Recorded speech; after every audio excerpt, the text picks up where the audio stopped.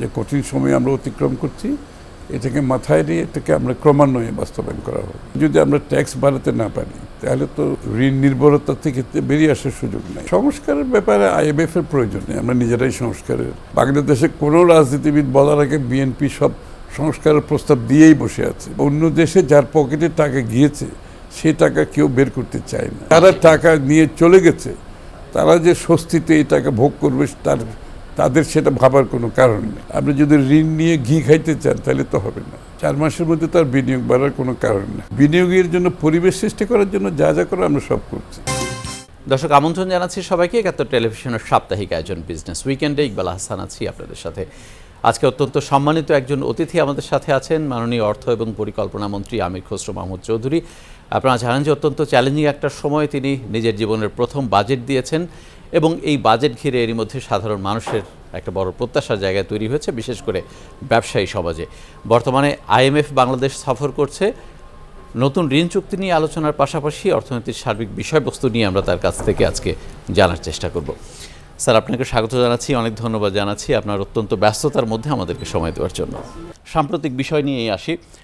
IMF এর সাথে যেই আলোচনাগুলো চলছে, এটা এমন কোনো ইস্যু সামনে আসছে কিনা যেটা বাংলাদেশের অর্থনীতির জন্য চ্যালেঞ্জিং, বা এটা আমাদের জন্য নতুন করে ভাবতে হচ্ছে বিষয়টি নিয়ে?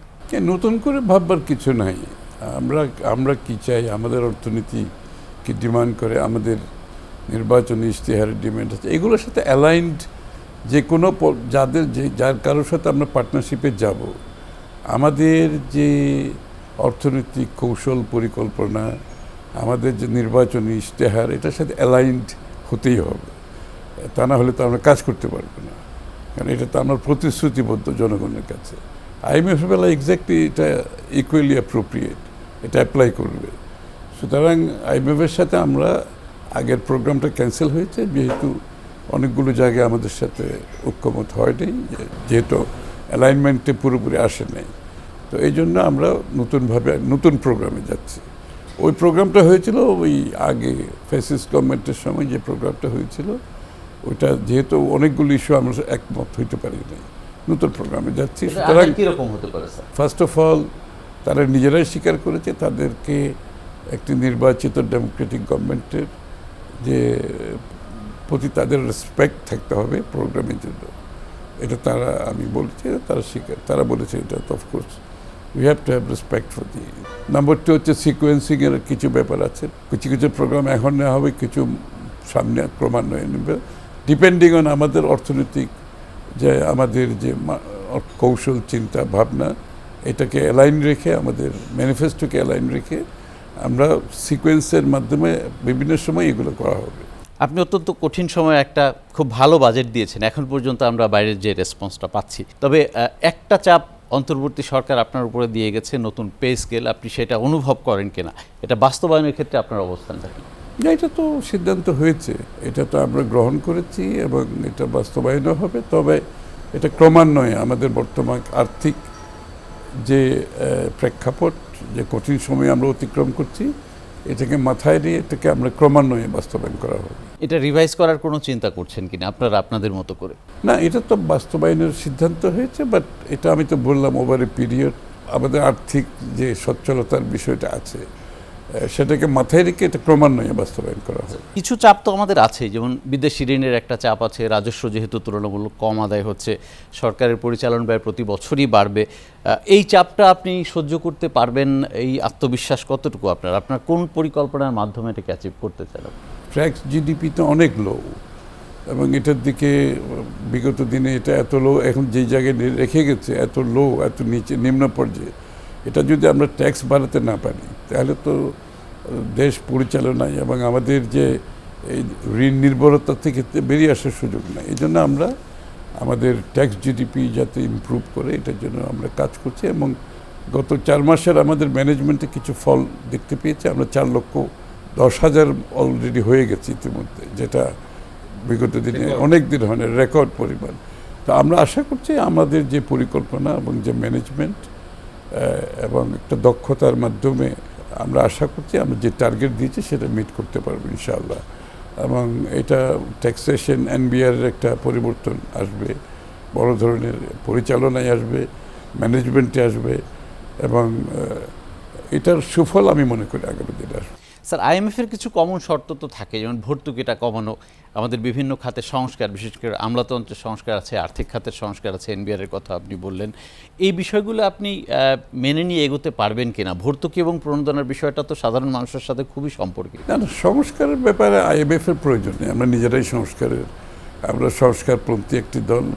সেই ভিশন 2030 থেকে শুরু হয়েছে, 31 দফা থেকে শুরু হয়েছে। এগুলো সংস্কার তো বাংলাদেশে কোনো রাজনীতিবিদ বলার আগে বিএনপি সব সংস্কারের প্রস্তাব দিয়েই বসে আছে, বহু আগে থেকে, 5-7 বছর আগে থেকে এগুলো দেওয়া হয়েছে। সংস্কার আমাদের স্বার্থে, দেশের স্বার্থে আমরা করব। আইএমএফ এর বিষয়ে তো সেটা ভিন্ন। আর আইএমএফ এর সাথে অ্যালাইন হবে, আমি তো বলেছি আমাদের যে কর্মপন্থা, আমাদের যে কৌশল, এটার সাথে যারা অ্যালাইন হবে তাদের সাথে আমরা কাজ করতে পারবো। আইএমএফ তার বাইরে কিছু তো না। ইতিমধ্যে আইএমএফ অলরেডি আমাদেরকে বলেছে যে অলরেডি যে অনেকগুলো সংস্কার হয়েছে, দে আর অলরেডি স্যাটিসফাইড। এবং আমাদের আগামী দিনে যে পরিবর্তনগুলো আমরা আনতে যাচ্ছি, এই বাজেটের মাধ্যমে যে বিষয়গুলো আসছে, বহুলাংশে তারা স্যাটিসফাইড। আর ট্যাক্স জিডিপি তো আমি তো নিজেই বলেছি, এটা আইএমএফ বলার তো দরকার, আমাদের স্বার্থেই আমাদেরকে করতে। আপনি স্যার বাইরে থাকতে দুটো পয়েন্টে খুব জোরালো অবস্থানে ছিলেন। একটা, এফআইডিকে আপনি রাখবেন না এরকম একটা অবস্থান আপনার ছিল, এবং কেন্দ্রীয় ব্যাংকের স্বায়ত্তশাসনটা আপনার তো দায়িত্ব নেওয়ার 5 মাস প্রায় পূরণ হতে চললো। এই সময় আপনি এই দুটোর ক্ষেত্রে কোনো অগ্রগতি করতে পেরেছেন? বর্তমানে কেন্দ্রীয় ব্যাংকের স্বায়ত্তশাসন নির্ভর করছে গভর্নমেন্টের হস্তক্ষেপের বিষয়। এই সরকার কোনো কেন্দ্রীয় ব্যাংকে কোনো হস্তক্ষেপ আগেও করেনি, আগে যতবার আমরা ক্ষমতায় আসছি এখনও আমরা করেছি। মূলত যেই পরিমাণ স্বায়ত্তশাসন দেওয়া হয়েছে, এটা যদি সুচারুভাবে পরিচালিত হয় যথেষ্ট আছে। হ্যাঁ, কিছু কিছু পরিবর্তন আসতে হবে। সুতরাং আমরা তো কোনো ফাইন্যান্সিয়াল সেক্টরে কোনো পলিটিক্যাল অ্যাপয়েন্টমেন্টও দিচ্ছি না, এটা আমাদের সিদ্ধান্ত। সিকিউরিটি অ্যান্ড এক্সচেঞ্জ কমিশনে যে 4 জন অ্যাপয়েন্টমেন্ট হয়েছে সবাই নন পলিটিক্যাল লোক। আমি এদের সবাই একজনকে ছাড়া কাউকে চিনিও না। সুতরাং এ হচ্ছে গভর্নমেন্টের হস্তক্ষেপ না থাকলে যেই আইন আছে সেই আইনে বাংলাদেশ ব্যাংকের ইন্ডিপেন্ডেন্স থাকবে, কিছু পরিবর্তন আসতে হবে। আর সার্বিকভাবে ফাইন্যান্সিয়াল সেক্টরকে রাজনীতির বাইরে রাখতে হবে, এটাকে তার গতিতে চলতে হবে। স্যার, ফাইন্যান্সিয়াল সেক্টরের যে দুরবস্থা আপনি এখনও স্বীকার করেন বিভিন্ন অনুষ্ঠানে, বিভিন্ন জায়গায়, এইটা কাটানোর ক্ষেত্রে আপনার সুনির্দিষ্ট কোনো পরিকল্পনা আছে? অনেক পরিকল্পনা তার অবশ্যই আছে, যে ব্যাংকিং সেক্টর রেজলিউশন, ব্যাংকিং সেক্টরের শৃঙ্খলা ফিরিয়ে আনা, এগুলো তো আমাদের কাজ চলছে অলরেডি। এবং বাংলাদেশ গভর্নর এবং সেন্ট্রাল ব্যাংক একটার পর একটা তার পরিকল্পনা দিয়েই যাচ্ছে। সুতরাং এই কাজগুলো চলছে সবগুলো। স্যার, পাচার হওয়া অর্থ ফেরত আনার ব্যাপারে আপনার অবস্থানটা? এগুলো তো আমরা প্রতিশ্রুতিবদ্ধ, এটা আনার জন্য যা যা করার ইতিমধ্যে অনেকগুলো কাজ হয়েছে, এবং এই কাজগুলো এগিয়ে নিয়ে যাওয়ার জন্য আমরা প্রতিশ্রুতিবদ্ধ, আমরা কাজ চালিয়ে যাচ্ছি। তবে এটা কঠিন, এটা অন্য দেশে যার পকেটে টাকা গিয়েছে সে টাকা কেউ বের করতে চায় না, এটা হচ্ছে বাস্তবতা। সেখানে আমরা জোর দিচ্ছি কিভাবে এই কাজটা করা যায়, যত বেশি করা যায় তার জন্য চেষ্টা চালিয়ে যাচ্ছি। আর যারা টাকা নিয়ে চলে গেছে তারা যে স্বস্তিতে এই টাকা ভোগ করবে তাদের সেটা ভাবার কোনো কারণ নেই। জনগণকে কোনো একটা স্পেসিফিক টাইম ফ্রেম দিতে চান কিনা? না, এগুলো তো টাইম ফ্রেম নেই, এগুলো তো আমাদের হাতে, এটা এক্সটার্নাল অ্যাফেয়ার্স। আমরা তো সেখানে গিয়ে চেষ্টা চালাচ্ছি যতটুকু সম্ভব গভর্নমেন্ট টু গভর্নমেন্টের বাইরে যে প্রাইভেট কোম্পানি যারা রিকভারি করে তাদের সাথে কাজ করছি, আমরা চেষ্টা চালাই। এগুলো তো এক্সটার্নাল অ্যাফেয়ার্স, এখানে টাইম ফ্রেম দেওয়ার কোনো সুযোগ নেই, আমরা আমাদের চেষ্টা অব্যাহত থাকি। স্যার, বাজেটের ঘাটতি পূরণে দুইটা গুরুত্বপূর্ণ জায়গা, একটা হচ্ছে অভ্যন্তরীণ ব্যাংক ব্যবস্থা থেকে ঋণ, যেটা অলরেডি সবশেষ অর্থ বছরে আপনার টার্গেটকে এক্সিট করে ফেলেছেন, এবং চলমান অর্থ বছরেও একটা বড় টার্গেট রেখেছেন। এমনিতে আমাদের বিনিয়োগ কম, ব্যবসায়ীরা পর্যাপ্ত অর্থ ব্যাংক থেকে পাবেন কিনা সেটা নিয়ে একটা সন্দেহ তৈরি হয়েছে। আপনি স্যার ব্যাংক খাতের উপর এত বেশি নির্ভর কেন করতে চান? ব্যাংক খাতের মতো নির্ভরশীলতা কমিয়ে আনছি, আমরা উল্টোটা করতেছি। ঠিক, আমরা কিন্তু ব্যাংকের এইবার অলরেডি 6,000 কোটি টাকা কমিয়ে এনেছি। আমাদের পরিচালন ব্যয় এখন কমিয়ে এনে আমরা উন্নয়ন ব্যয় কিন্তু বাড়াচ্ছি। এই বছর 6,000 কোটি টাকার ডিফারেন্স অলরেডি হয়ে গেছে। ব্যাংকিং খাতেও সেম, আমরা যদি ট্যাক্স জিডিপিটা বাড়ানোর চেষ্টা করছি, আমাদের যে পাবলিক ফাইন্যান্সের যে স্ট্রাকচারটা আছে এটা আমরা পরিবর্তন করছি।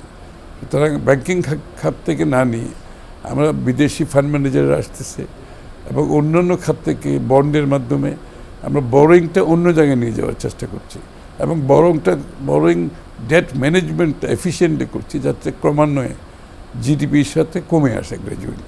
স্যার, বিদেশি ঋণের উপর একটা চাপ তো আমাদের অলরেডি তৈরি হয়ে গেছে। এই অর্থ বছরেও প্রায় 10 বিলিয়ন বা 9 বিলিয়ন ডলারের মতো বাজেট ঘাটতি অর্থায়নের জন্য আপনাকে টার্গেট রাখতে হয়েছে।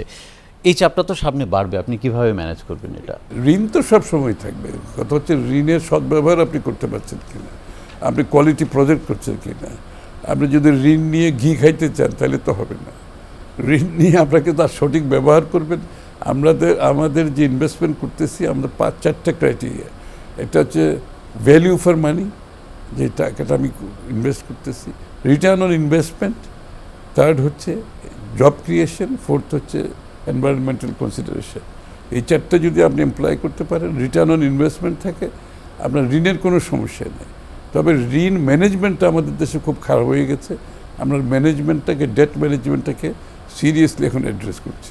আপনি যখন দায়িত্ব নিলেন, ব্যবসায়ী সমাজ থেকে খুব একটা স্বস্তির আভাস আমরা পাচ্ছিলাম। আপনি নিজেও যেহেতু ব্যবসায়ী, সুতরাং ব্যবসাবান্ধব পরিবেশ নিশ্চিতের ক্ষেত্রে অনেক দ্রুত কাজগুলো আগাবে। আপনার 5 মাসে উল্লেখযোগ্য কোনো অগ্রগতি, ব্যবসায়ীরা বলছেন যেহেতু বিনিয়োগটা এখনও বাড়ছে না, এটা কেন হচ্ছে না স্যার? 4 মাসের মধ্যে তার বিনিয়োগ বাড়ার কোনো কারণ নেই। একটা ইন্ডিকেটর তো পাওয়ার কথা। বিনিয়োগের একটা টাইম ফ্রেম আছে, কিন্তু বিনিয়োগের জন্য পরিবেশ সৃষ্টি করার জন্য যা যা করে আমরা সব করছি। টোটাল ডিরেগুলেশন, আমার বাজেট স্পিচে 4.5 পৃষ্ঠা হচ্ছে খালি ডিরেগুলেশন। সুতরাং ডিরেগুলেশনগুলোকে আমরা এক্সিকিউট করছি, এখন বাস্তবায়ন করছি, এবং ইন্ডাস্ট্রির স্বার্থে যা যা করার, যে প্রণোদনা দেওয়া থেকে শুরু করে ট্যাক্স যে বেনিফিট যা যা দেওয়ার সব দেওয়া হয়েছে। সুতরাং আমার মনে হয় পরিবেশটা, আপনি গভর্নমেন্ট তো বিনিয়োগ করে না, গভর্নমেন্ট পরিবেশ সৃষ্টি করে, ফ্যাসিলিটেট করে, সেই কাজটা আমরা করছি। স্যার, বড় প্রকল্প বিএনপি সরকার নেবে না এরকম একটা ইঙ্গিত বা আলোচনা আমরা শুনছিলাম। বড় প্রকল্প না নিলে আসলে অর্থনৈতিক প্রবৃদ্ধি কিভাবে আসবে? সেই প্রকল্প নেওয়ার ক্ষেত্রে আপনার অবস্থানটা? বড় প্রকল্প নেবে না কেউ বলে, বড় প্রকল্প ওই শর্তে নেবে যেটা আমি 4টা যেটা কন্ডিশন বলেছি, সেগুলো যদি মিট করে, তারা যদি return on investment, value for money, job creation, environmental consideration থাকলে বড় প্রকল্প নিতে অসুবিধা নেই। কিন্তু আগে বড় প্রকল্প নিয়েছে দুর্নীতির জন্য, পাচারের জন্য, সেই ধরনের বড় প্রকল্পে আমরা যাব না। স্যার, লাস্ট প্রশ্ন আপনার কাছে আমার, পুঁজিবাজার নিয়ে আপনি শুরু থেকেই খুব সোচ্চার, যেহেতু আমাদের এইটা মোটামুটিভাবে একটা দুর্বল জায়গায় পরিণত হয়েছিল, আপনি এটাকে ভালো করতে চান, আপনার সুনির্দিষ্ট পরিকল্পনা কি? পরিকল্পনাটা ইতিমধ্যে আমরা আমার বাজেটে বলেছি, ইতিমধ্যে নতুন কমিশন করা হয়েছে নন পলিটিক্যাল লোকজন দিয়ে, অলরেডি পুঁজিবাজারের এখন ঊর্ধ্বমুখী, মাত্র সিগন্যাল পেয়েছে ঊর্ধ্বমুখী। তারপরে এখন নতুন নতুন লিস্টেড কোম্পানিগুলো আসবে, আমরা এগুলোকে একদম ইজি করে দিচ্ছি, লিস্টিং ইয়েগুলো সবগুলো অনলাইন রিয়েল টাইমে নিয়ে যাচ্ছি, যাতে কোনো কমিউনিকেশন গ্যাপ না হয়, কেউ যাতে পুঁজিবাজার নিয়ে আগের মতো সেই লুটপাটের ব্যবসায় যেতে না পারে। সুতরাং এগুলো সব মেজার আমরা নিয়েছি এবং পুঁজিবাজার অলরেডি ঊর্ধ্বগতি আমরা লক্ষ্য করছি। স্যার, আমরাও সেই প্রত্যাশা করি। অনেক ধন্যবাদ আমাদেরকে সময় দেওয়ার জন্য। দর্শকের সাথে শেষ করছি আজকের মতো ৭১-এর সাপ্তাহিক আয়োজন বিজনেস উইকেন্ড। ভালো থাকবেন সবাই।